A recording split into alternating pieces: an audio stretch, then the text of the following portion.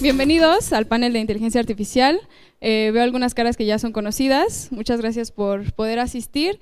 Espero que este evento les guste mucho. Ya algunos sabían lo que hacemos en AI Learners, que es compartir temas de inteligencia artificial para desmitificar un poco eso, ¿no? Porque es de cierta forma un tabú en México, o no se conoce muy bien qué es la inteligencia artificial, cómo desarrollarla, y queremos pues mejorar esa parte del desarrollo en México de inteligencia artificial. Hoy tenemos un evento muy interesante con personajes bastante preparados que nos van a resolver algunas dudas que hemos preparado, y más adelante vamos a tener alguna sesión de preguntas para que ustedes puedan preguntar algo que les interese.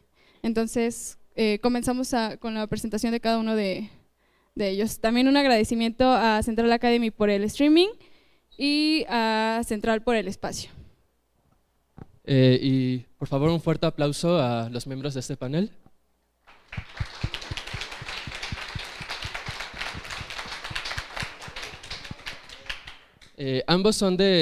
Los cuatro son de perfiles muy interesantes, variados, y qué mejor manera de que ellos mismos se presenten, que les expliquen la investigación que han estado haciendo y cuál es su trayectoria antes de comenzar su panel. Así que, ¿quién quiere comenzar?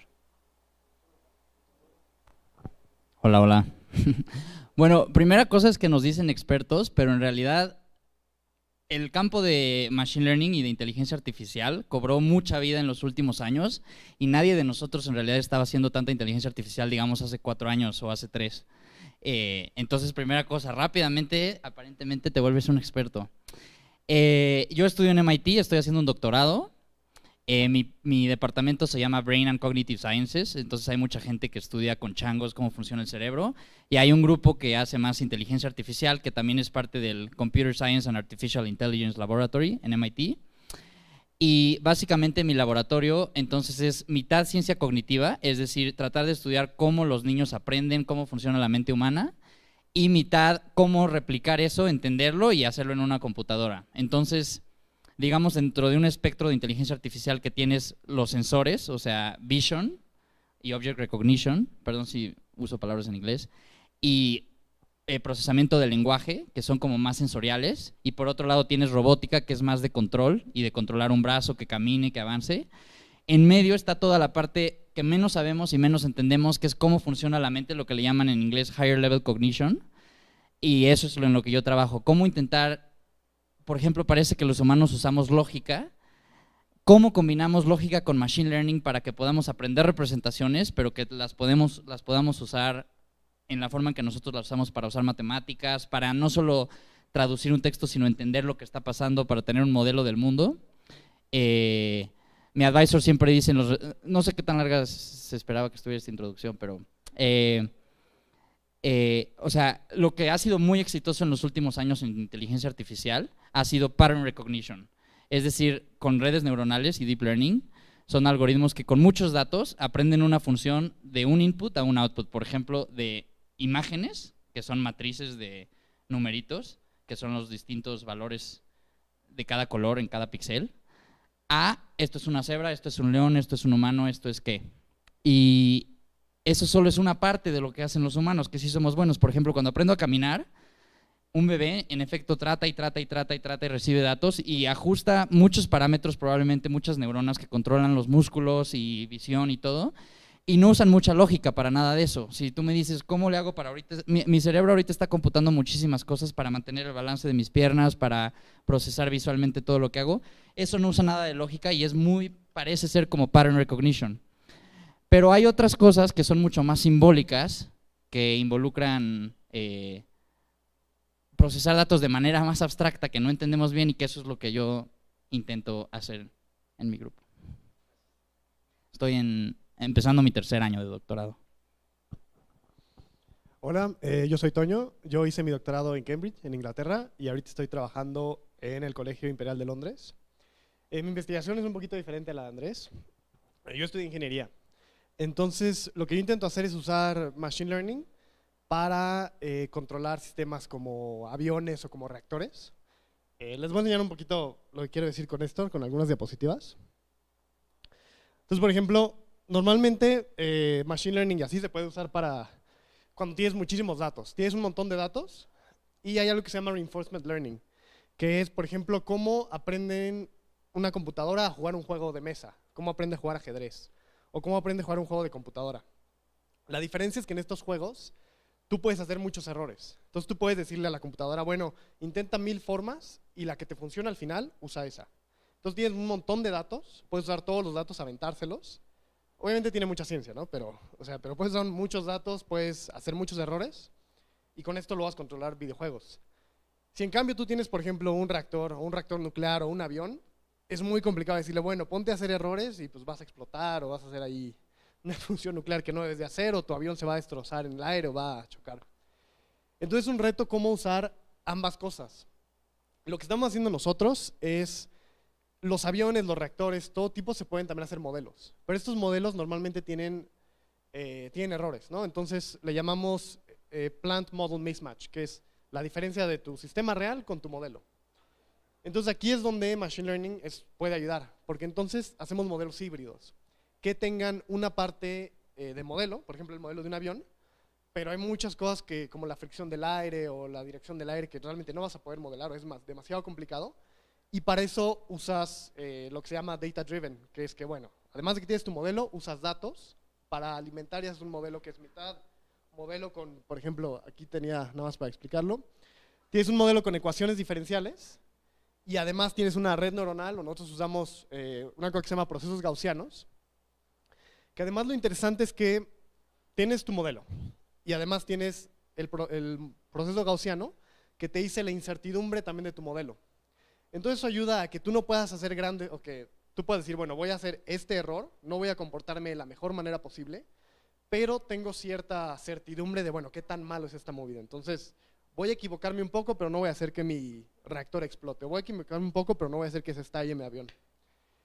Y bueno, básicamente eso es lo que hago. Para los que pueden ver aquí, por ejemplo, aquí nosotros queremos optimizar este sistema. Tenemos dos variables, por ejemplo, temperatura y esta que es un flujo. Y empezamos aquí. Nuestro modelo nos dice que este es nuestro punto óptimo. Entonces nosotros queremos llegar aquí, a este punto rojo. ¿Sí se ve? ¿O no? ¿Sí? Ok, gracias. Y este punto verde es el que es la realidad. Este es nuestro sistema de verdad. Entonces nosotros vamos caminando y obteniendo datos conforme hacemos la trayectoria y nos vamos dando cuenta que realmente este es un error y vamos entonces a acercarnos más y más y más hasta nuestro punto real. Entonces, por ejemplo, empezamos con un modelo completamente modelo y conforme vamos obteniendo datos, los detalles, sí, exacto, se va mejorando y vamos yendo hacia el óptimo real o el óptimo de nuestro sistema de verdad.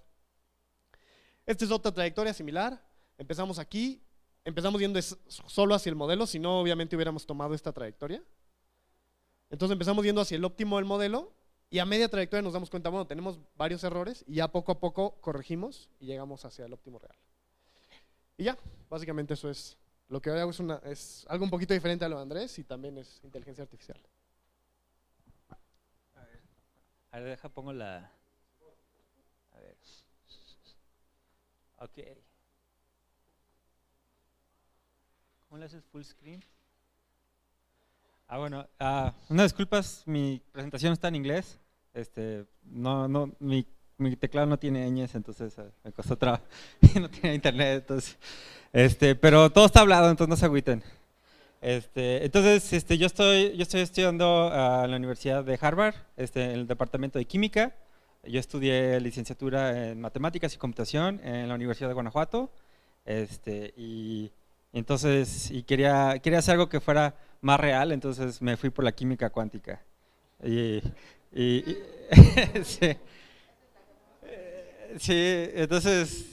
ahora me dedico a hacer cosas con moléculas y problemas matemáticos.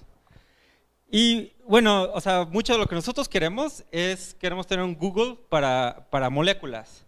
Entonces, si tú quieres hacer una celda solar así súper chida, súper barata, no es tóxica, es orgánica, queda todo el chido, pues que la idea es cómo encontramos una molécula que tenga esas propiedades. Entonces, eso es lo que nosotros queremos, cómo encontramos el material que tú quieres para una celda solar, para una batería o para una droga, ¿no? ¿Y el qué? Y la razón por la que queremos esto es que ustedes tienen que pensar cómo funciona así como el proceso de descubrimiento de una nueva cosa, ¿no? De una nueva celda solar o de una nueva batería. Entonces, tienes así una persona así toda loca, así como, órale, tengo esta idea de que esta molécula va a funcionar. Entonces, luego va con un experimental y la sintetizan y ya es algo real, ¿no? Que ya existe en el mundo. Luego lo meten tal vez si es una batería, lo meten dentro de un dispositivo y luego checan qué onda, a ver si mide realmente lo que pensabas que iba a medir. Y muchas veces no va a funcionar y te pones a pensar, ok, ¿qué puedo mejorar en el proceso, no? Y este ciclo que están viendo puede tomar como 1 año, 5 meses, 5 años, ¿no? Puede ser un doctorado de alguien y se agüitan si no funciona, ¿no? Entonces, es un proceso larguísimo. Entonces nosotros lo que queremos es cómo puedes hacer este proceso más rápido. Y una de esas maneras es tener sistemas robotizados y automatizados. Y Machine Learning nos dice cómo construir sistemas que pueden mejorar a través de la experiencia. Y entonces lo que nosotros queremos es un sistema que pueda recomendar moléculas, que cuando pueda construir esa molécula, así solito una mano robótica lo construye, y luego solito lo empieza a caracterizar y sabe cómo, a partir de lo que mide, cómo empezar algo nuevo, ¿no? Para que una molécula tal vez la puedas probar en un día, ¿no? O 2, para que podamos probar como miles de moléculas rapidísimo. Eso lo podemos hacer con una computadora, pero no lo podemos hacer así en la vida real, ¿no? Donde sí cuenta. Y lo difícil es que la química es así súper grandísimo, ¿no? Entonces está este quote acá de Douglas Adams, que dice así como, el espacio es grande, ¿no? Así, súper grande, ¿no? Que no te lo puedes imaginar. Y él está hablando del espacio, así como, así el espacio, ¿no? Acá. Pero sale que el espacio de moléculas es mucho más grande. El número que estimamos de moléculas posibles de rango pequeño a mediano son de 10 a la 23 a 10 a la 80 moléculas que existen. Posibles, sensatas. Entonces cada una de estas moléculas puede ser como la solución a un problema material o tecnológico que tengamos. Y bueno, para eso tenemos muchas herramientas para explorar el espacio químico. Lo que hacemos en mi lab y en lo que yo he trabajado es con autoencoders. Utilizamos moléculas y los pasamos a un espacio continuo donde puedes optimizar moléculas con herramientas continuas y hacer muchas cosas alrededor, ¿no? También hemos trabajado con GANs, donde usas ruido para donde tienes 2 algoritmos a pelearse para tratar de generar moléculas que se parecen con moléculas de verdad. Porque puedes tener moléculas que no se parecen, ¿no? Que están todas chafas, así como que no. Y luego le metemos reinforcement learning, porque nosotros queremos optimizar las moléculas hacia un objetivo que queremos. Y muchas veces este objetivo viene de experimento, viene de una simulación, viene de algún ambiente externo que no viene de una red neuronal. Entonces, conectamos estos sistemas para tratar de encontrar y recomendar nuevas moléculas, ¿no? Y bueno, puedes hacer muchas cosas con estas cosas. Tenemos 2 GitHub repos para el autoencoder y también para el modelo de GANs con Reinforcement Learning. Todos los pueden checar ahí si los quieren buscar. Y bueno, si quieren saber más, tenemos un artículo en Science que es un review de todo este rollo, ¿no? Entonces ahí está, y pues sí.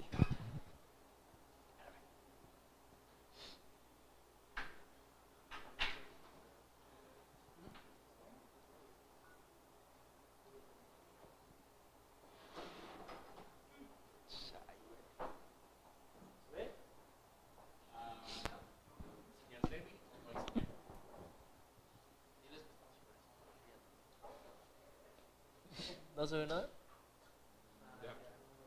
¿Sí?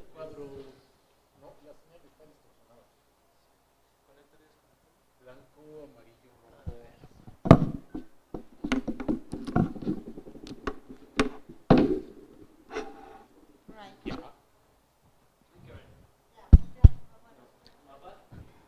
Ahí lo puedes ver en el espejo, mira.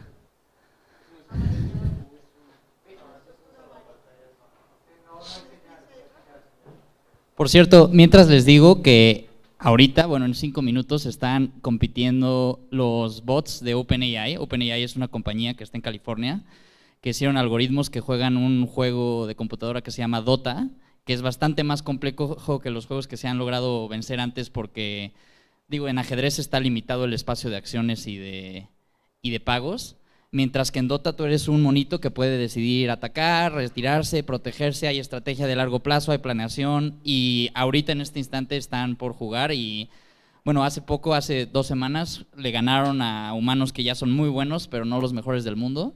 Y ahorita están en la competencia mundial que hay $40 millones en premios para los humanos que compiten entre ellos. Están las computadoras, y en el primer juego ayer perdieron las computadoras, o sea, ganaron los humanos y ahorita están en el segundo. Pero bueno, nada más porque está en relación a lo que decía de usando Reinforcement Learning.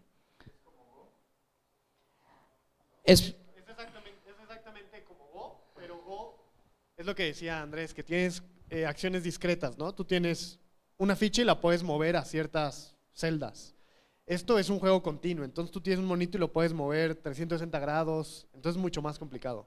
Pero sí, o sea, es que el mismo estilo de Go, que es ganarle un juego haciendo muchas simulaciones. Y no solo es un monito, ¿no? O sea, son 5 monitos. Todos los monitos tienen que aprender a jugar así. Pero una crítica que salió, o sea, fue el equipo brasileño que le ganó. Y ellos dicen que el equipo de bots funcionaba muy bien para cosas pequeñas, ¿no? Para trucos, así como para sincronizar ataques. Pero para planeación de largo estrategia no funcionaba tan bien. Entonces hay como mucho espacio para mejorar ahí. Chido. Bueno, pues yo les iba a presentar una visualización interactiva que les tenía aquí preparada, pero pues problemas técnicos, entonces se las platico. Yo soy Alejandro Noriega, también estudio mi doctorado en MIT, ya estoy acabando, estoy en mi 5º año. Mi investigación es sobre inteligencia artificial aplicada. Aplicada a varias cosas. Ahorita me voy a enfocar en una que es, yo creo, especialmente relevante para México. Tenemos un proyecto muy padre que es sobre cómo utilizar inteligencia artificial para focalizar programas sociales.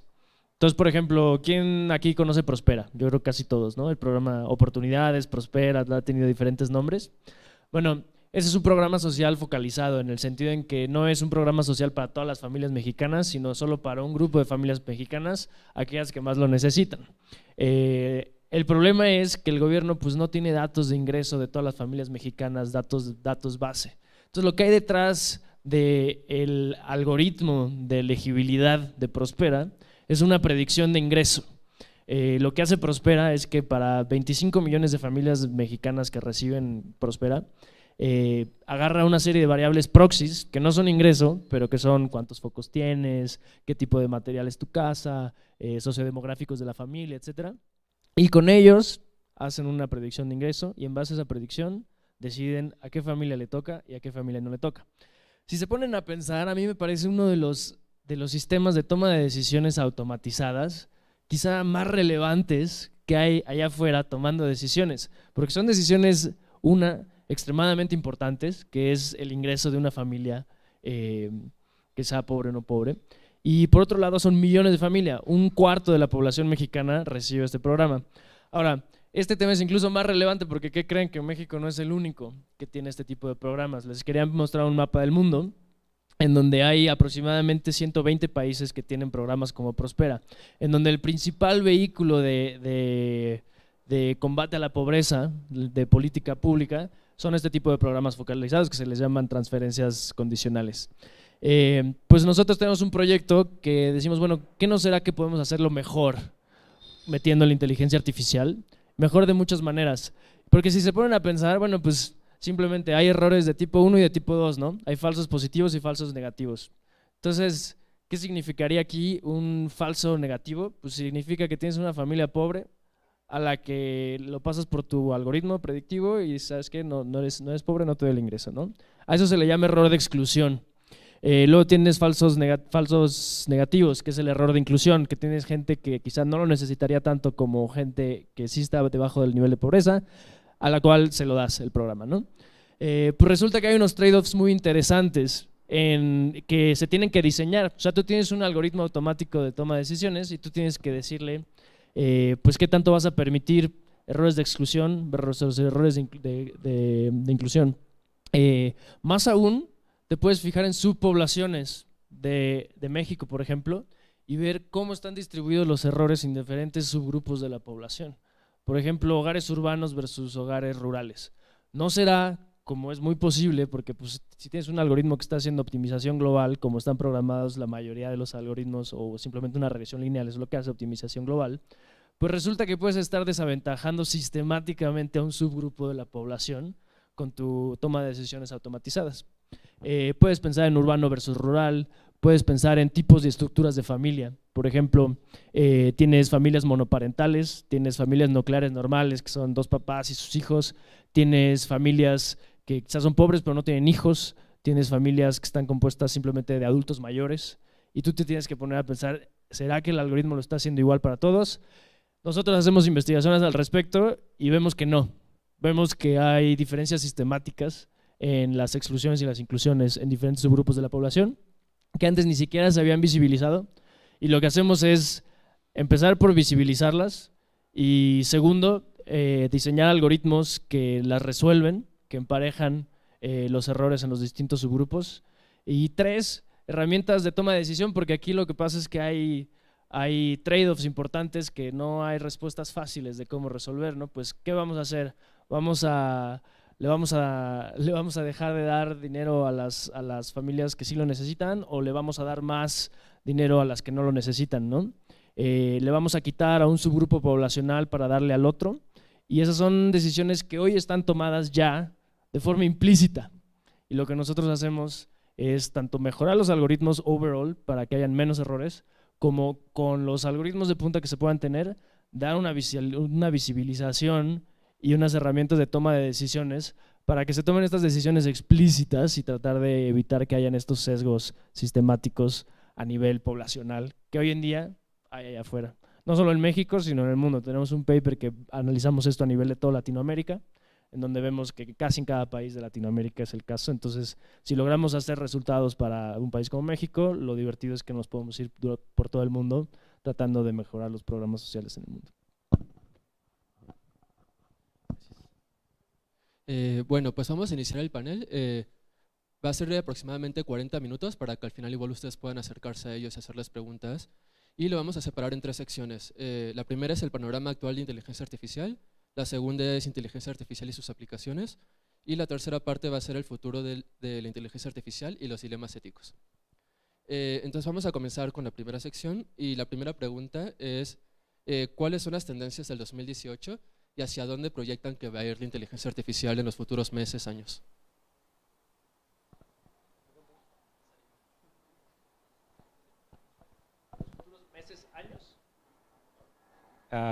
O sea, es difícil predecir el futuro, ¿no? Pero yo siempre lo que veo es que ideas viejas que tal vez pasaron hace 20 años aparecen ahora, ¿no? Entonces, algoritmos genéticos así en un momento se fueron abajo, así, tenemos redes neuronales pesadas. Y sí, o sea, hay varios ciclos, ¿no? Y sacaron un paper en OpenAI sobre cómo algoritmos genéticos le ganan a reinforcement learning, ¿no? Que es como la punta ahorita de ese tipo de optimización. Sí, entonces, y siempre sacan papers así de, ¿sabes qué? Adam no funciona, stochastic gradient descent es lo que debes de usar. Entonces, hay todavía mucho que se tiene que saber. Sí. Y creo que mucho lo que va ahora es cómo entrenar redes que hacen cosas ya muy avanzadas, pero en menos tiempo. Entonces, hay gente que está tratando de hacer CIFAR, pero que solo lo entrenas 1 hora y que te dé los mismos resultados. Él es el experto. Yo creo que hay una gran diferencia que hace que ahorita sea especial, que es que por primera vez, a diferencia de años anteriores en inteligencia artificial, como que los algoritmos que en la academia se han desarrollado, es decir, ahorita las redes Deep Learning se inventó en 1990 y los 90s, y hasta ahorita es que han tenido todas las aplicaciones que de hecho ya se usan en algoritmos y los puedes usar para sistemas sociales, para coches que se manejan solos, para algoritmos que hacen todo tipo de cosas. Y eso está haciendo que ahorita en el ecosistema de inteligencia artificial realmente haya un boom, que a diferencia de otros booms que había, sí reditúa mucho más y tiene mucho más impacto, y entonces hay mucho más investigadores, mucho más recursos, mucho más dinero, mucho más todo. Entonces, por un lado, bueno, en los últimos 5 años ha venido creciendo muchísimo desde que en el 2012 una red neuronal antes en Object Recognition, es decir, en tratar de ver una imagen y saber qué hay, los algoritmos funcionaban un poco tipo, no es cierto, pero caricaturizando, era, ok, si quieres detectar un gato, busca que la relación entre los ojos tenga tal distancia comparado con la de la nariz y que tenga orejas, y si tiene una textura que cambia de esta forma, es probable que sea un gato. En el 2012 pusieron una red neuronal que simplemente ajustaba todos los parámetros a muchas imágenes y tratar de decirle, no, no es un perro, sí, sí es un perro, y entonces se ajustaban todas las matrices, que en realidad no es más que una multiplicación de matrices, para que siempre tuviera la predicción correcta. Y ese algoritmo fue mucho mejor que todos los algoritmos anteriores por un margen amplio, y entonces todo el mundo se saltó a Deep Learning, y entonces ahorita hay aplicaciones, por ejemplo, en Machine Translation. Google tuvo que cambiar completamente los algoritmos que nuevamente funcionaban distinto y con mucho más, a ver, ¿cómo es la gramática que usamos los humanos? Hay adjetivos y hay sustantivos y se relacionan de esta forma, entonces ahora es nuevamente red neuronal que tiene muchos ejemplos de un idioma y del otro y controlarlos. Y bueno, lo que estaba diciendo es que entonces en redes neuronales hay un crecimiento gigantesco y hay bastantes nuevas ideas. Una de las, por ejemplo, de las más recientes que se considera como muy innovadora, que Ben ya mencionó, es las GANs, que se llaman Generative Adversarial Networks, que es poner a dos redes neuronales a competir entre ellas. Es decir, a una le dices, genérame cuartos, y a la otra le dices, trata de averiguar si el cuarto que estás viendo es generado por el primer algoritmo o es una foto de un cuarto real. Y las dos las entrenas al mismo tiempo. Entonces, el primer algoritmo es forzado a engañar al segundo algoritmo, mientras que el segundo algoritmo está tratando de identificar, y eso hace que el primero se vuelva muy bueno y de pronto logras crear un algoritmo que sin que tú le digas, como les decía en el primer caso es, esto es un perro, esto es un gato, esto es un perro o esto es un gato, o en el caso de Go es, ganaste o no ganaste. Aquí es, sin que tú le digas nada, los dos algoritmos en conjunto aprenden el algoritmo 1 aprende a generar cuartos que sean verídicos. Entonces esa fue una de las innovaciones y ahorita tiene muchas aplicaciones. Sin embargo, sí hay bastante gente, yo probablemente también, que cree que todavía nos falta algo bastante crucial, que es básicamente modelar el mundo. O sea, ninguno de nuestros algoritmos piensa en los mismos términos que nosotros o que un niño piensa. Cuando los niños juegan no solo están haciendo intento y predicción, sino que son curiosos y entienden que hay una televisión que es un objeto que se puede caer y entienden que tú eres un humano que tiene objetivos y hacen un modelo del mundo de lo que está pasando, cosa que todavía no hacen los algoritmos de inteligencia artificial. Hay gente que dice que estamos haciendo progreso en ese sentido también. Casi todo el mundo está de acuerdo que todavía nos falta entender algo conceptualmente, pero bueno, en ese sentido como que todavía estamos lejos, digamos, de que yo les diga, hay un humano que lo podemos hacer en una computadora. Gracias. La siguiente pregunta es una que es muy recurrente en todos nuestros eventos, que es ¿cómo dedicarse a inteligencia artificial si todavía no has entrado? ¿Qué sugerencias tienen? ¿Qué cursos podrían recomendar? ¿Y qué caminos sugerirían? Ya sé que es muy individual, muy personal, pero tanto investigación como industria. Y bueno, sí les pido por el tiempo que las respuestas son un poquito más breves. Gracias. Yo creo que la mejor manera es cursos en línea. Hay un montón y está edX o Coursera o Udacity y hay un montón. Lo ideal yo creo que es aprender Python porque es fácil de programar y casi todos los cursos están en Python. Y digo, hay un montón de cursos, ¿no? O sea, si quieren yo creo que después se pueden acercar, pero seguro cada uno de nosotros tiene cursos puntuales que aprendimos ahí. Pero yo creo que internet, cursos en línea, en estas plataformas donde haces tareas y haces exámenes, es la mejor manera y es al menos en la que yo aprendí y sigo aprendiendo. Bueno, yo lo único, yo aparte de diciendo, creo que sería que pienses en un problema que tú quieras atacar. O sea, no aprender Machine Learning porque está bien chido acá todo el rollo, sino piensa en un problema que quieras atacar.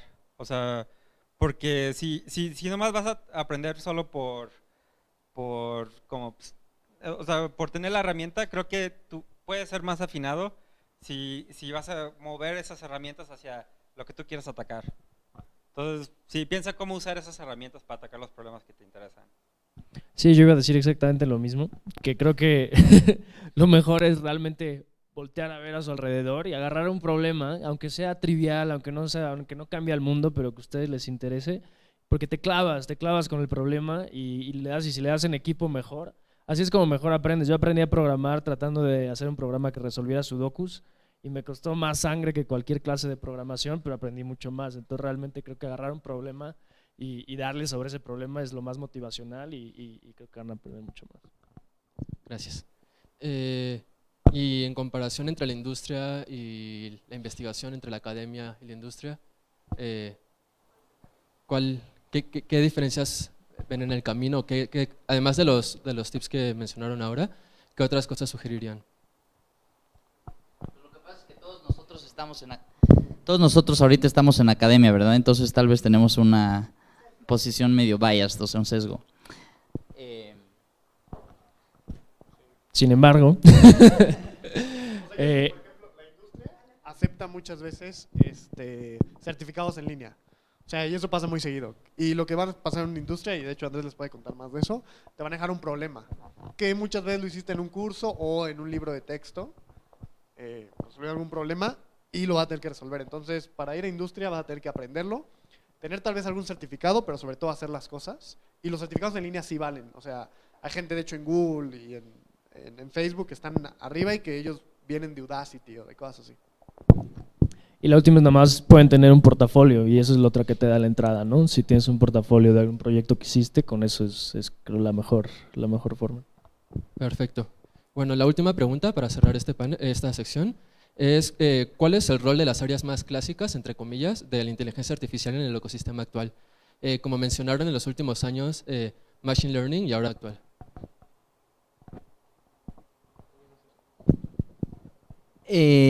Ok, primera cosa es, en muchos lo que se llama sistemas de expertos, es decir, para tasks específicas, por ejemplo, para controlar un avión, donde hay mucho conocimiento de expertos y sabemos de aerodinámica y de cosas, entonces podemos hacer un modelo que es bastante diseñado por el ingeniero, por el computólogo, en donde él puede decir, este es el modelo causal y esto es la parte que tengo que aprender, tengo que ajustar ciertas partes del avión. En esos modelos se utiliza muchísimo y en medicina, por ejemplo, también, modelos con mucho más estructura lógica impuesta por el investigador que está diseñando el algoritmo. Cada vez más, en los últimos años, nuevamente, con Machine Learning, tasks que antes podían hacer muy bien estos algoritmos, ahora los realizan mejor usando redes neuronales con muchísimos parámetros, si hay suficientes datos. Entonces, lugares donde se pueden usar algoritmos clásicos todavía es lugares donde hay pocos datos y lugares donde hay mucha expertise que puede proporcionar el humano. Nada más una cosa más. Yo nuevamente digo, y mucha gente está de acuerdo, nos falta hacer ahí una simbiosis, una combinación entre modelos simbólicos que tengan estructura jerárquica como la que yo estoy usando ahorita que pienso y modelo mi mundo en términos de cosas, con algoritmos que logren aprender representaciones. Es decir, un problema de los algoritmos lógicos es que yo tenía que decir primero toda la definición de estas son mis opciones, esta es mi ontología, este es mi espacio de cosas, y luego básicamente es hacer una búsqueda en cómo se relacionan estas cosas, mientras que los algoritmos de redes neuronales aprenden nuevas representaciones. La conferencia principal de Deep Learning se llama International Conference in Learning Representations, es decir, tú nunca tienes que diseñar una ontología, sino que se aprenden, pero entonces creo que hay rol y es una cosa de combinarla. Un comentario extra es que también hay una combinación hoy en día, porque siento que desventaja de los sistemas machine learning, de puro machine learning, es que también no se confía en ellos, no se entienden, entonces también tienen una barrera de adopción. Entonces también hay una mezcla en donde tienes sistemas más de tipo lógico, experto, entendibles, explicables, donde submódulos de ellos que hacen tasks específicos utilizan machine learning. Por ejemplo, los vehículos autónomos, entiendo que más o menos así están diseñados, en donde son muchas reglas lógicas, incluso los de punta que están modelando. Sin embargo, usan tasks de reconocimiento visual, etcétera, que son puro machine learning de punta, ¿no? Entonces también hay una mezcla algo de lo que la empuja esa mezcla es tratar de lograr sistemas automáticos entendibles en lugares en donde todavía no estamos cómodos o que no tienes datos suficientes para tener un modelo de machine learning que aprenda todo de punta a punta, ¿no?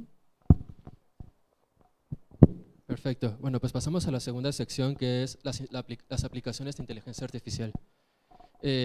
Cada uno de ustedes lo utiliza en diferentes campos, lo cual creo que trae perspectivas muy interesantes. Entonces, primero quisiera que discutieran un poco cuáles son los límites de las redes neuronales y qué alternativas hay. Por ejemplo, Antonio, en la parte de procesos gaussianos, o qué otro tipo de cosas se puede hacer además de redes neuronales y por qué no es la solución para todo. Pues, o sea, yo creo que es que las redes neuronales, o sea, obviamente, hablando como globalmente, tienen un montón de errores, no hay cosas que no tienen. Uno es que necesitan muchísimos datos, aprenden dentro de lo que cabe muy lento. Dos, esto que no sabes la estructura de una red neuronal, y es los que hablaban, entre más parámetros tiene una red neuronal, más, o sea, entre más grande, más se puede ajustar a lo que sea, pero al mismo tiempo te puede generar más errores cuando quieres predecir. No, hay ahora, yo uso una cosa que se llama procesos gaussianos, que de hecho Andrés también las ha usado y tal vez seguro ellos también las han usado, que es, además te predicen cierta incertidumbre, te dicen, bueno, yo te hago esta predicción, pero hay cierta incertidumbre. Eso, las redes neuronales normales no lo hacen, ahora hay unas cosas que se llaman redes neuronales bayesianas, que lo intentan hacer, pero yo de todas maneras creo que otras cosas como procesos gaussianos o inferencia más estadística son mejores. Y la parte de los modelos también. O sea, hay modelos que si tú tienes mucho conocimiento del sistema y pocos datos, como de los que yo hablaba, de un avión, va a ser mucho mejor que tu modelo central esté basado en lo que conocemos y más bien que poco a poco vayas incluyendo datos. Sí. Gracias. ¿Alguien más? Yo también uso procesos gaussianos. Una cosa más así resumida, problemas de las redes neuronales, no son interpretables, es decir, no puedes decir, mira, aprendió esto, más o menos hay técnicas para intentar visualizar, pero como la representación es distribuida entre muchos parámetros, no puedes saber qué. Otra es, no son transferibles, es decir, tú entrenas una red neuronal para que aprenda a distinguir gatos de perros, no la puedes usar para distinguir otras cosas, mientras que la forma en la que los humanos aprendemos es bastante transferible. Y por último, tantitito más a detalle, un problema de redes neuronales es lo que se llama propositional fixation, que es cuando entrenas una red neuronal con ciertos datos, aprende cosas sobre esos datos. Compáralo con una regla lógica como, por ejemplo, el padre de un padre es un abuelo. Entonces, cuando sea que te encuentres el padre de un padre, si X es padre de Y y Y es padre de Z, entonces X es abuelo de Z. Y eso se generaliza perfectamente. O sea, para cualquier X, Y y Z que encuentres esas relaciones, puedes hacer la deducción. Las redes neuronales no aprenden, no pueden hacer eso. Y hay múltiples ejemplos que se han diseñado tratando de distilar precisamente que las redes neuronales ahorita fallan en hacer ese tipo de cosas. Al mismo tiempo son muy útiles para aplicaciones. Gracias. Tengo unas cuantas preguntas para Benjamin. Es un poco breve la respuesta nada más, porque son varias. Entonces, primero, si nos podrías explicar así brevemente qué es diseño molecular inverso. Diseño inverso se refiere bueno, entonces el diseño que no es inverso normalmente es como hacer un experimento. Tú tienes una molécula y mides algo y vas a tener una propiedad. Entonces, el diseño inverso es cuando tú quieres una propiedad y quieres encontrar la molécula. Entonces, es inverso porque empiezas con la necesidad, ¿no? Es lo que yo quiero y luego y tratas de buscar algo que se parezca a eso. Entonces, y ese concepto lo encuentras en otras cosas, ¿no? No sé. Sí. Sí, o sea. Sí, exacto, eso. Y bueno, entonces, ¿qué métodos utilizan tradicionalmente y qué ventajas tiene utilizar inteligencia artificial en vez de métodos tradicionales? O sea, normalmente lo que es tradicional para hacer como diseño inverso es algo que se llama High Throughput Screening. Entonces, si me interesa encontrar una buena molécula para una celda solar, calculo 1 millón de moléculas basadas en reglas que yo hice. Y luego, y cuando las calculo, digo, mira, el 1% de estas moléculas son muy buenas. Y ese 1% ahora lo voy a tratar con un nivel de teoría más arriba. Entonces hay una jerarquía donde los estás filtrando. Y el último paso es el experimento, porque eso es donde llegas a la verdad, ¿no? Si funciona. Entonces vas buscando y ampliando el espacio. La ventaja de cualquier cosa de optimización, entonces ni siquiera pensando redes neuronales o todo eso, cualquier cosa que sea optimización global, puedes sentir la curvatura del espacio. Entonces si yo sé que, o sea, si yo por intuición sé que cuando construyo una molécula haciendo ciertos cambios va a mejorar, con un sistema de optimización vas a sentir eso, ¿no? Y las redes neuronales, machine learning es una manera de optimizar cosas, pero hay otras maneras de optimizar cosas, ¿no? Entonces en ese sentido es otra herramienta para optimizar. Lo que siempre quieres es optimizar con menos número de cosas. En vez de calcular 1.000.000 de moléculas, quiero solo calcular 1.000 o 100. Perfecto, gracias. Alejandro, ¿cuál es el rol de fairness algorítmico? Si puedes explicar así brevemente qué es y por qué es importante y qué tipos de enfoques hay. Sí, hay un debate enorme. De hecho, no hay consenso. Quizá del único que hay consenso es que vale la pena pensar al respecto. Pero hay nociones muy claras de lo que es justo y lo que no es justo, ¿no? Por ejemplo, si ahorita les digo una definición que es la más, yo creo, prevalente ahorita, de nuevo regresando al caso de programas sociales, ¿se les hace justo o no se les hace justo que dos familias con el mismo nivel de pobreza, una en una zona rural y otra en una zona urbana, tengan diferente probabilidad de recibir el programa social diseñado para familias pobres en México, ¿no? Suena injusto. Eso tiene un nombre. Le dicen equal opportunity, que es garantizar que en diferentes subgrupos de la población vas a tener falsos negativos iguales. Está la generalización, que es equal odds, que lo que quiere decir es que tienes tanto falsos negativos como falsos positivos iguales. Resulta que hay trade-offs entre estos dos y no es fácil lograr equal odds. Pero hay otras definiciones, que, y es completamente debatible. De hecho, nosotros podemos discutir aquí de justicia algorítmica porque en realidad es simplemente justicia en toma de decisiones. Entonces, alguien me podría decir, oye, no, pero quizá lo que queremos hacer, por ejemplo, en paridad entre hombres y mujeres, es pues simplemente tener 50-50, ¿no? O sea, si vas a tener diputados y senadores, que sea mitad y mitad en la Cámara de Diputados. Pues eso tiene un nombre y se llama paridad demográfica. Y hay métodos algorítmicos para que tus algoritmos acaben generando paridad demográfica, pero quizá no es lo que queremos. Quizá queremos simplemente un enfoque más meritocrático, en donde a la misma habilidad tenga la misma probabilidad de recibir un beneficio, un empleo, etcétera, y eso tiene un nombre. Entonces, creo que lo que hay son intentos de formalizar nociones de justicia que todos tenemos. Y que es muy interesante porque resulta que ni siquiera estamos de acuerdo todos aquí, no nos podremos poner a debatir de justicia en general, olvídate de algoritmos, y no vamos a estar de acuerdo en cuál es el buen criterio. Lo que pasa es que cuando tienes un algoritmo lo tienes que poner en código, y eso a mí se me hace muy divertido porque nos forza como humanos, como sociedad, como empresa, lo que sea, a especificar exactamente a qué nos referimos con ser justo, y no estamos listos, todavía no tenemos esa respuesta. Entonces como que a la par van los intentos por el lado algorítmico, como las reflexiones sociales y morales sobre qué es ser justo y qué no es ser justo. Perfecto. En la actualidad hay muchas compañías y mucha gente que está haciendo cosas que llama inteligencia artificial, que muchas veces en realidad no es inteligencia artificial, por ejemplo es automatización.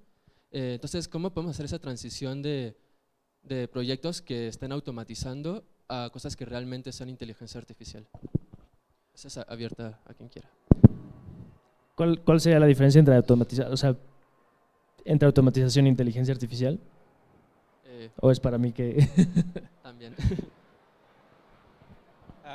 Yo tengo un problema con el término de inteligencia artificial. Para mí, yo muchas veces no siento que hay una inteligencia. Creo que el concepto de inteligencia es algo complicado de definir. Hay un término que también se utiliza, y a mí me gusta más, que es inteligencia aumentada. Y la idea de inteligencia aumentada es que en vez del enfoque de que tu algoritmo tiene una presencia o una inteligencia, es la idea que son herramientas y que nos empoderan a los seres humanos para poder hacer más cosas y ser más inteligentes o más creativos. Y y el término de inteligencia artificial salió cuando gente estaba... El otro término que existía en el momento de la cibernética. Y un científico dijo, ¿sabes qué? Yo quiero hacer mi investigación más diferente que la cibernética, quiero que se distinga y lo voy a llamar inteligencia artificial. Y entonces, o sea, bueno, creo que es complicado y hay otra gente que también habla sobre no de inteligencia artificial, pero inteligencia de máquina y inteligencia de mente o de natural. Entonces, como diferentes tipos de inteligencia. Entonces, y bueno, no sé, es complicado, ¿no? Ves un sistema automático y puedes decir, ¿sabes qué? Eso no es inteligencia artificial. Y a veces no entiendes lo que está detrás o lo que está funcionando detrás. Entonces, es complicado y ahí te pones un rollo de esto es, esto no es, no sé. Sí, o sea, nada más como diciendo lo mismo. Inteligencia artificial es un término muy vago. Muy vago, y hay mucha gente que antes decía que hacía cibernética, por ejemplo, y ahora le dicen control y a veces le dicen inteligencia artificial. Ahora mucha gente que no hace, que antes no decía que hacía inteligencia artificial, nada más por decir que hace, porque le da más caché, pues ahora dice que... Entonces, es muy amplio y por ejemplo, algoritmos genéticos también. Hay gente que dice que es inteligencia artificial, hay gente que dice que no. Hay un montón de ejemplos. Yo dos cosas, como que por un lado estoy totalmente de acuerdo con ellos, que de hecho es irrelevante pensar en el concepto de inteligencia artificial, sino si nos preguntas a nosotros de nuestra investigación y así, pensamos más en subelementos de, bueno, qué tipo de algoritmos estamos usando, de reglas de toma de decisión, si son empíricos, si son lógicos, si son, etcétera. Creo que es más importante, pero quizá lo que sí vale la pena decir del término inteligencia artificial, de cómo nació, etcétera, es que también venía de un grupo de gente cuya, a diferencia de la cibernética, por ejemplo, cuyo objetivo sí era: vamos a lograr replicar de alguna forma una inteligencia que sea como la inteligencia humana, que no necesariamente todas las inteligencias tienen que ser como la inteligencia humana, aunque esto es un punto de discusión que creo que podemos tener con Andrés, si esa es la dirección, pero sí el campo de inteligencia artificial se formó por gente que decía, no, espérense, pero yo no estoy haciendo sistemas para controlar mejor cohetes en la Segunda Guerra Mundial, que mucho era para lo que se aplicaba la cibernética, sino si era gente que decía, no, espérense, yo quiero hacer una computadora que pueda hablar, que me pueda engañar, que es humana y no es humana. Entonces un poco había esa diferencia en las comunidades que lo estaban desarrollando, pero hoy en día la verdad es que si nos hablas de algoritmos, si me dices automatización versus inteligencia artificial, realmente como que me sabe irrelevante esos términos, sino bueno, ¿a qué te refieres por debajo, no? ¿Qué tipo de características me estás hablando?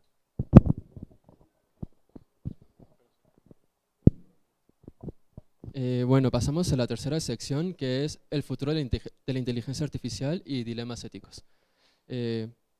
La primera pregunta ¿es posible considerar el desarrollo de conocimiento en inteligencia artificial como un factor que impulsa el crecimiento en una economía?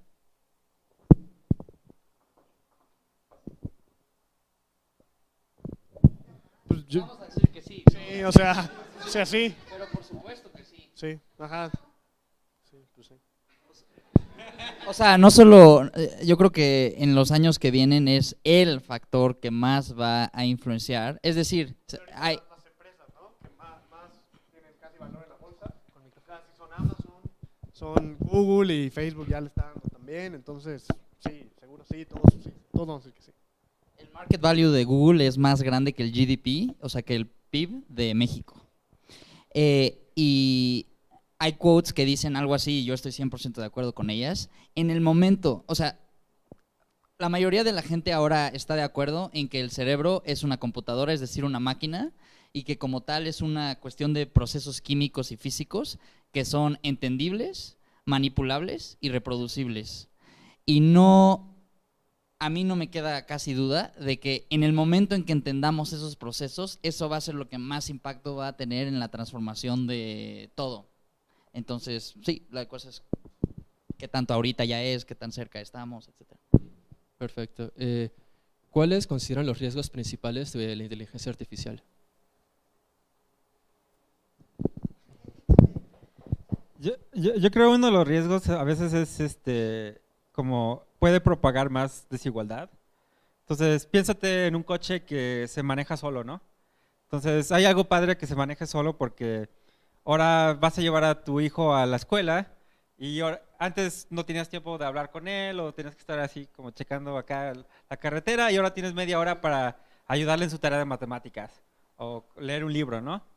Pero va a haber gente que no va a poder pagar ese coche automatizado y ellos no van a poder educar a sus hijos en ese momento, ¿no? Entonces, de cierta manera, y también inteligencia artificial de cierta manera está ligado a procesos de automatización y de optimización, ¿no? Y la cosa es que cuando tienes cosas automáticas a veces tomas decisiones que pueden parecer injustas o que quieres una razón, ¿no? Si tú quieres conseguir un préstamo para tu casa y te dicen que no, y te dicen, no, pues es que un algoritmo lo hizo. Tú quieres saber por qué, ¿no? O sea, ¿por qué no te dieron eso? ¿Por qué te está afectando a ti en tu vida? Entonces, creo que es que tiene que haber muchos cambios sociales para que se acoplen a esta automatización que va a pasar, ¿no?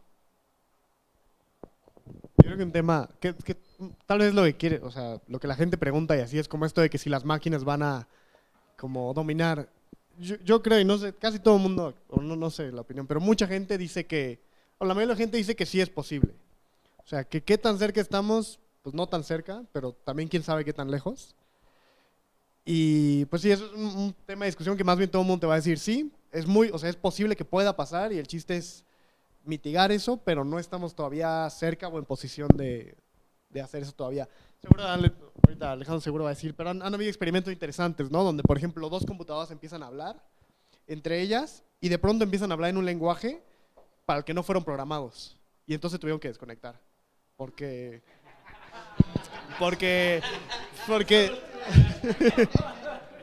sí, así fue como así, hablando ampliamente, así fue. Y también hay un montón de trabas que les han puesto pues, por eso mismo. Y pues sí, pero a ver, Alejandro, seguro va a decir otro.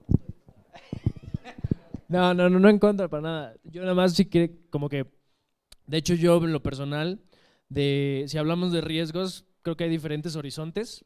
El horizonte de cuando haya singularity, si toman vida propia y motivaciones propias y etcétera, yo decido ni siquiera pensar en él. Aquí tendríamos opiniones diferentes porque Andrés me va a decir que sí debería de pensar en él porque llega en 10 años. Pero yo, por ejemplo, decido pensar un poco más cercano, donde creo que también la pregunta aplica mucho. Y a mí me preocupa más, por ejemplo, no que nos dominen las máquinas, sino que nos dominen un grupo pequeño de personas con uso de las máquinas. Por ejemplo, a mí una pregunta que me intriga muchísimo es cómo va a cambiar la distribución del poder mientras más tengamos avances de inteligencia artificial, porque si lo piensan un poco, pues en la economía tenemos una mezcla de capital y trabajo, ¿no? Y el capital siendo máquinas y dinero. Pues lo que permiten estas tecnologías con automatización y demás es que se empiece a cargar más hacia el capital y menos hacia el trabajo empieza a ser menos relevante. Entonces, si tú tienes una economía como la China, con billones de personas, empieza a ser cada vez menos relevante. La economía ya no la lleva el número de millones y billones de personas que tienes, sino empieza a llevarla quizá más quién tiene acceso a la mejor inteligencia artificial, quién tiene acceso a los servidores, quién tiene acceso a los sistemas automatizados, quién los controla, etcétera. Entonces a mí un poco me da miedo que permita incluso más la concentración del poder. Por otro lado, me esperanza que también siento que la inteligencia artificial como tecnología es una de las tecnologías más adoptables, a diferencia de otras cosas como, no sé, en la nuclear. Creo que lo puedes ver aquí, te puedes meter en línea y aprenderla. Entonces creo que ahí esas fuerzas se pueden medio contrarrestar. Me intriga ver el futuro. Sí, siguiendo un poco ese punto, ¿qué opinan sobre que los gobiernos regulen el desarrollo de inteligencia artificial? Por lo mismo que acabas de mencionar, por ejemplo, en California regulan mucho el tema de los coches autónomos. ¿Piensan que sí se debería regular, que no? ¿De qué manera?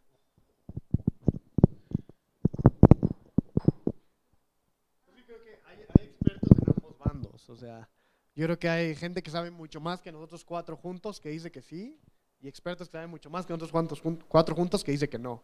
Entonces, como que dar una opinión, o sea, bueno, eso es lo que yo creo. Por eso, como que todos nosotros, pues seguro tenemos nuestro punto de vista, pero qué tan relevante es, pues no tanto, porque hay gente muy inteligente de ambos bandos y que sabe muchísimo además, entonces tiene sus pros y sus contras.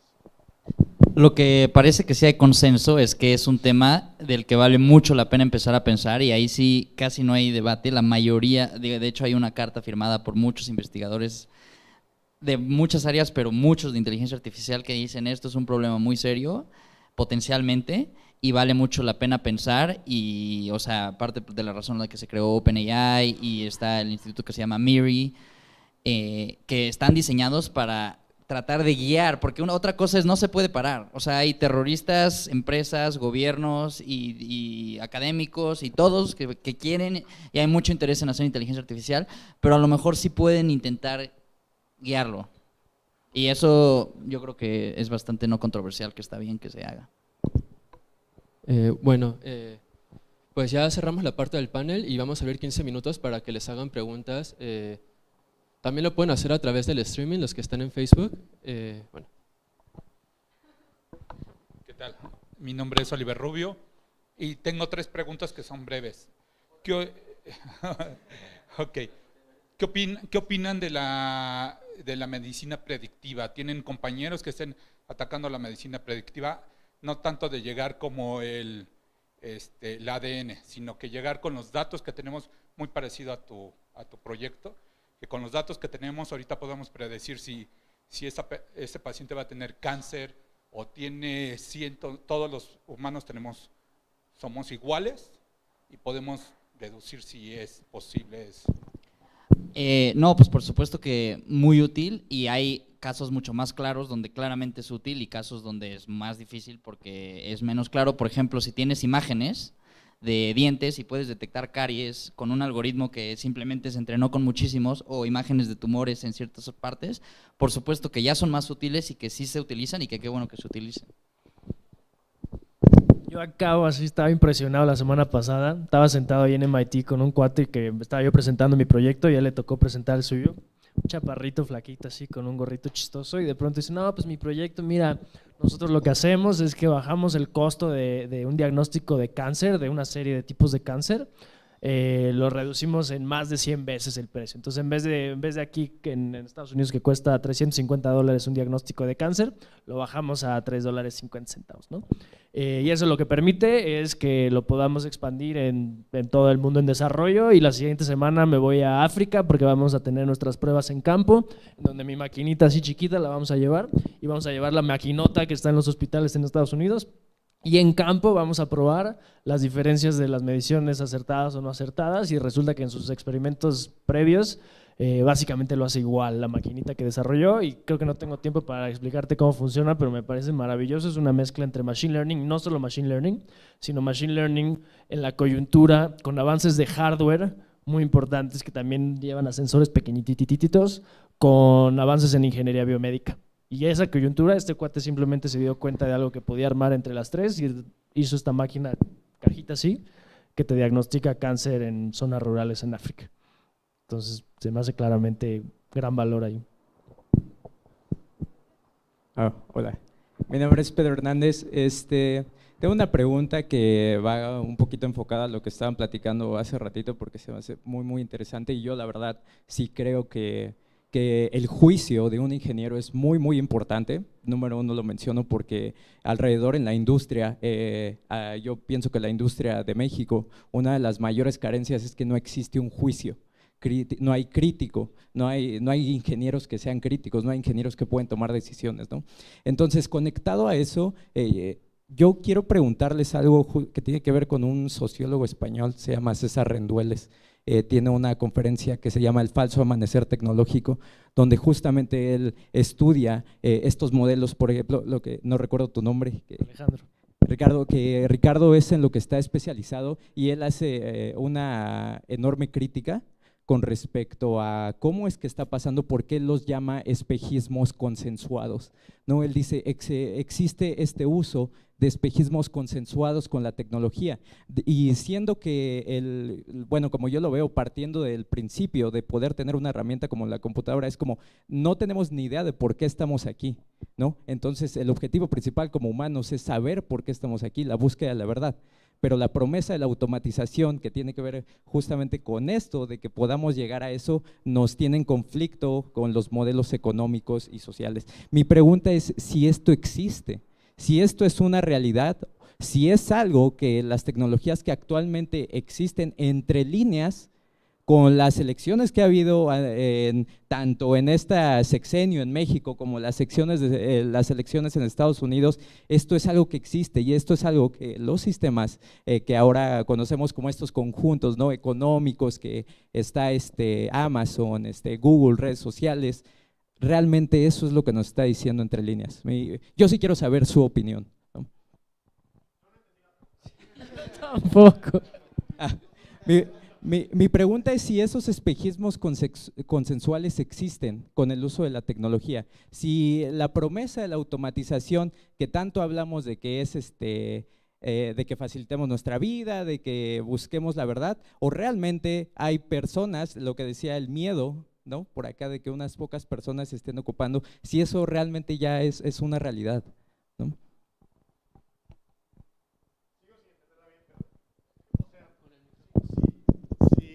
Si realmente la inteligencia artificial y así realmente va a mejorar nuestra vida, ¿es por ahí la pregunta? ¿O es? No, la pregunta es si realmente ese miedo que él mencionaba ya es una realidad. O sea, si los sistemas que ahorita existen, que utilizan la inteligencia artificial entre líneas, nos están diciendo que ese es su objetivo.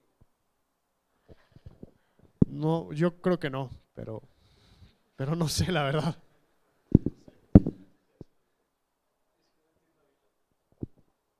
O sea, el miedo al que te refieres es que el que decía yo, que algunos pocos controlen a muchos, o el miedo de que los algoritmos tomen conciencia y nos dominen a todos. No, totalmente. Yo creo que eso de los algoritmos que toman conciencia no va a pasar. Okay. Más bien va con respecto a esta parte. Ya. Entonces creo que sí, medio te entiendo. Sí hay mucho, yo creo que son las dos, o sea, obviamente hay mucho uso el algoritmo es código y el código es como ley, ¿no? Norma los procesos sociales, económicos, de compra, etcétera. Entonces sí hay mucho uso de esta tecnología y olvídate del machine learning, simplemente con la digitalización de muchos ámbitos de la sociedad, pues hay uso de cuando codificas algo, haces ley en realidad y es el ingeniero el que hace ley. Pues esto se puede usar para bien o para mal y como dices, efectivamente hace mucha falta pensamiento crítico y juicio a la hora de que haces un algoritmo, pues estás normando procesos sociales, económicos, etcétera, y efectivamente yo creo que hace mucha falta transparencia y reflexión acerca de cómo estas normas que acaban siendo, pues afectan para bien o para mal, sea lo que sea el bien o el mal, ¿no? Pero reflexionar al respecto. Vale, siguiente pregunta. Una chica, porque no hay chicas casi. Buenas noches, me pareció súper interesante todo, para mí es nuevo. Mi pregunta es breve. Yo estoy en el área de hidrología, seguridad hídrica, temas de agua. Uno de los graves problemas es la distribución espacial y temporal del agua. En el mundo, en México, ¿conocen a alguien o si no, ustedes estarían interesados en afrontar alguno de esos problemas que implica? Hablo de escasez, hablo de cambio climático, todo lo que nos afecta. Y si alguna vez les ha pasado por la mente o si conocen a alguien que ya desarrolle algo en ese campo, aplicando inteligencia artificial.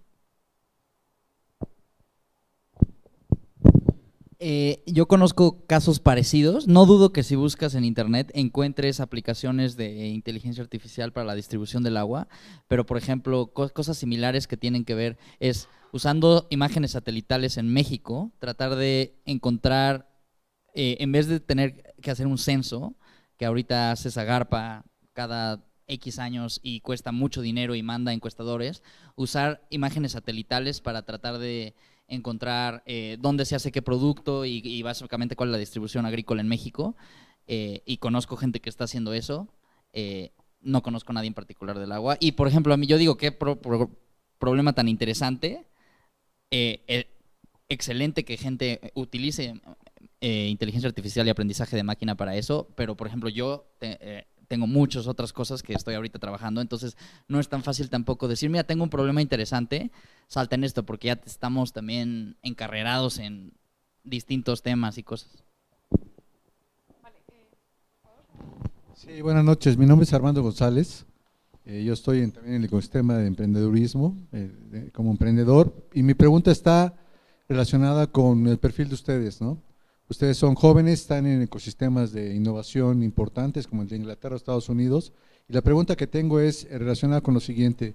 Hay estadísticas que hablan sobre, cuando hablas de investigación, sobre todo investigación pura, que cuando dejas de patentar, cuando los investigadores dejan de patentar y se entra en un esquema de producción comercial, hay un cambio en la gráfica de Gartner, ¿no? Por ejemplo, no sé si conocen la gráfica de madurez tecnológica, en donde hay un crecimiento, en la parte más alta de crecimiento es cuando hay más patentamiento, y después entra un declive, es cuando entras en un aspecto, pues le llaman de desencanto, ¿no? Pero realmente es cuando entras en una etapa comercial ya de producción masiva.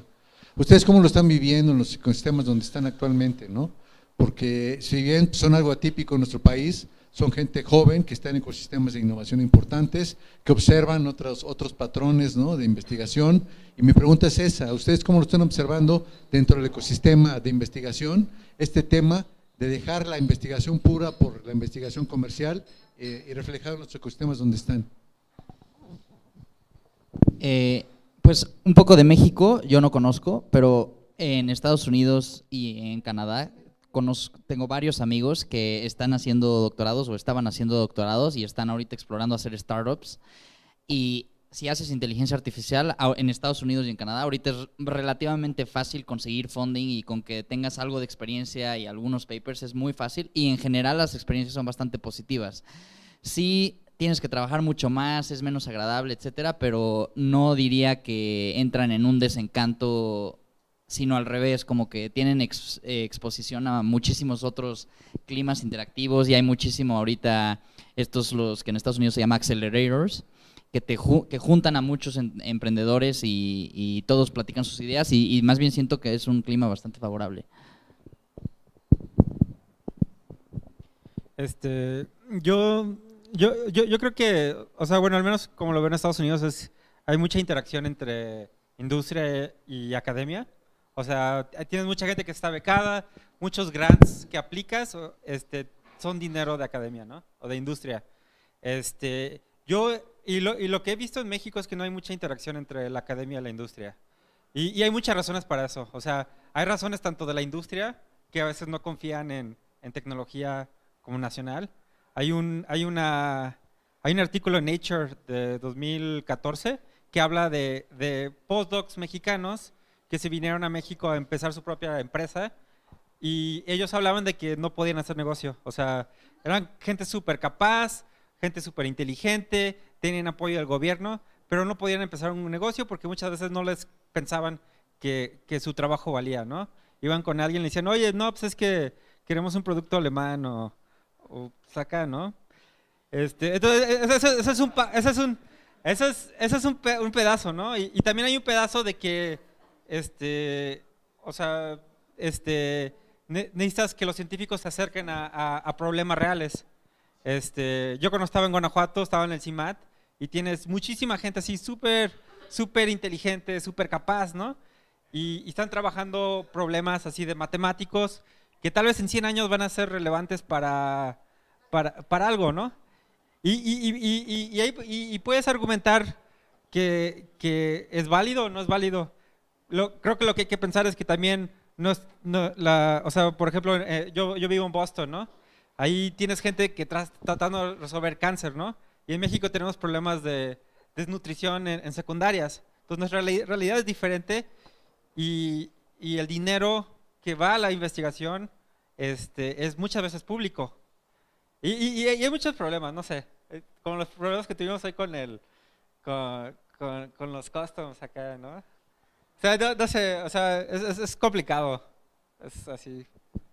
O sea, nomás, a lo que se refería es que en México hay mucho más burocracia. Ahorita nosotros estamos organizando una conferencia de inteligencia artificial en México, justo tratando de juntar al ecosistema que sí existe, pero está medio desperdigado. Nosotros no estábamos en contacto mucho con los investigadores en México y con la industria, etcétera. Y, por ejemplo, tratando de traer un paquete que nos patrocinaba DeepMind, que es básicamente cosas que podemos regalarle a los participantes, como plumas y una lona para que pongamos en el evento, y etcétera, porque ellos nos están patrocinando, nos los detuvieron en la aduana, y entonces es un problema, y tenemos que, el evento es mañana, y cosas así, que pues lo hacen complicado. Vale, pues con esto terminaríamos el panel. Ahorita vamos a tener una pequeña sesión de networking por si aquellos que se quedaron con ganas de preguntar algo pues puedan acercarse. Eso sí, se van temprano porque mañana hay evento, entonces sean breves, por favor. Para que sepan, vamos a subir el video de todo el panel a YouTube y a Facebook. Tenemos un evento cada mes, pero el próximo mes, en septiembre en particular, no vamos a tener evento. Y bueno, por favor, un fuerte aplauso por venir acá.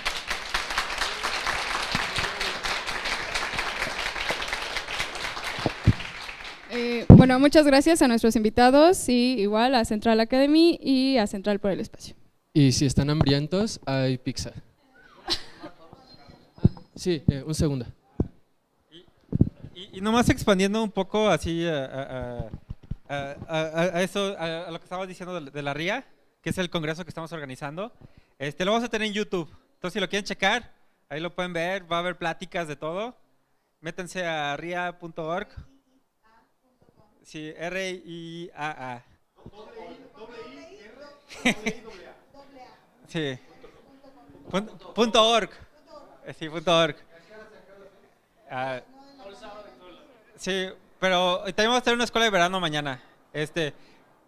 Ya los boletos ya están cerrados, ya está como, ya tenemos cupo, pero, o sea, tenemos un GitHub, lo pueden ver en YouTube y no lo tienen que ver ahorita, ¿no? Lo pueden ver ya así, así el domingo, ¿no? Sí, entonces ahí chéquenle. Y por último una cosa, que yo creo que está padrísimo que tengan este evento de Meetup, que, o sea, como dijimos, aprender inteligencia artificial no es difícil, en 3 años puedes ser un experto. O sea, realmente echándole ganas, pero puede ser un experto. Y es algo que sí puede traer, yo creo que beneficios al país y es algo que si se vincula bien con la industria, que además ahorita hay mucho hype y estaría bien. Entonces, pues está súper padre que estén aquí y por este tipo de eventos. La verdad que nosotros estamos muy contentos de verlos. Y pues gracias a ustedes.